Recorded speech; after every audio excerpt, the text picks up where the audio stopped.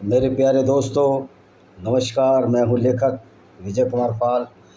दोस्तों, आज हमारा चर्चा का विषय है कि इस्लाम का डर सभी गैर इस्लामिक यानी हिंदू, ईसाई और यहूदी के मन में है। ये सच्चाई है या एक झूठ है? तो दोस्तों, इसके लिए हमें इस पहलू पर जाना पड़ेगा कि वास्तव में इस्लाम का बेस क्या है, इस्लाम की आइडियोलॉजी क्या है, इस्लाम गैर मुस्लिमों के बारे में क्या सोचता है। ये कैसे हमको पता लगेगा कि इस्लाम गैर मुस्लिमों के बारे में क्या सोचता है? या आपको कोई मौलाना तो बताएगा नहीं। कोई भी अपनी दुकान की मिठाई को फीकी नहीं बताता, कोई भी अपनी आइडियोलॉजी को ख़राब नहीं बताता। गो कि सच्चाई क्या है ये हमको जब समझ में आती है जब हम वास्तव में कुरान को पढ़ते हैं, वास्तव में इस्लाम को पढ़ते हैं, वास्तव में हदीसों को पढ़ते हैं। हदीस का मतलब है विवरण जो मोहम्मद ने अपने ज़माने में किए। तब हमको समझ में आता है कि वास्तविक रूप से इस्लाम क्या है। क्या ये वास्तव में विचारधारा दुनिया के भले के लिए है? क्या वास्तव में विचारधारा मानवता की तरफ एक कदम है, या मानवता के खिलाफ दानवता का एक बहुत बड़ा जखीरा है, एक एक्युमुलेशन है, एक संचय है जिसके मानने वाले पूरी दुनिया में फैले हुए हैं?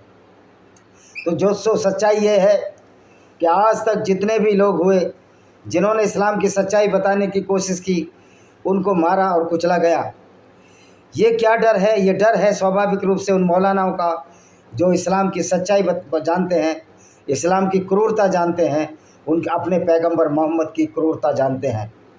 जो इस इतिहास को पढ़ते हैं, ढंग से पढ़ते हैं, उनको पता लग जाएगा क्या वजह थी कि इस्लामिक गुंडों ने, इस्लामिक लोगों ने हर देश पर आक्रमण किया और ये मोहम्मद साहब इसके जनक थे।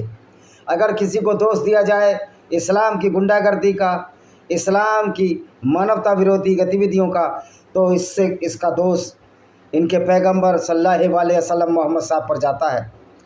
क्योंकि अल्लाह को तो ना हम प्रूव कर सकते हैं ना डिसअप्रूव कर सकते हैं, लेकिन ये निश्चित तौर पर हम डिसअप्रूव कर सकते हैं। यस, प्रूव नहीं, डिसअप्रूव कर सकते हैं कि ये कुरान का अल्लाह जो ये कहता है कि धरती घूम रही है, धरती स्थिर है और सूरज उसके चारों तरफ घूम रहा है। तो जबकि सच्चाई ये नहीं है, तो इसी बात से प्रूव हो जाता है कि एक नकली अल्लाह है जो मोहम्मद ने अपने विचारों से, अपने दिमाग की उपज से बनाया।